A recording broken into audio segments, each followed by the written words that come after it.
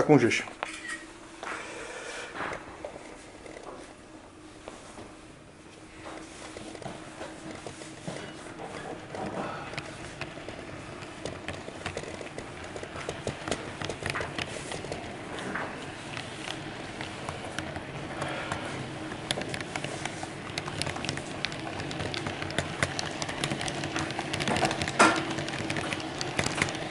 To je událost.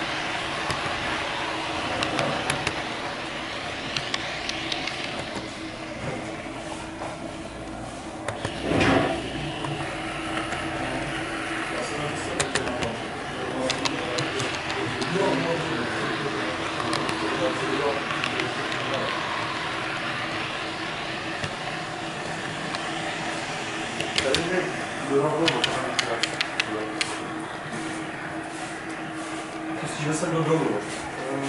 No, zatím ho přijal na sebe, ale že se neprostat k tomu baráku. Bez toho baráku. Jste koupil na eBay, No, teďka jsme koupali ještě před Vánocema, protože se to bude, že si nechci vrátit peníze, když to bude mít, už se bude posílat až koncem ledna.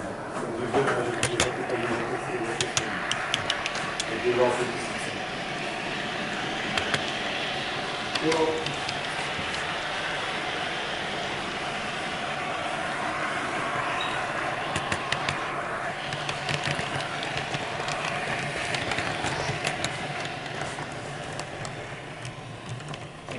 Teď ještě dáš ty rampě. Mám takový tuchy, že jsme udělali blbost.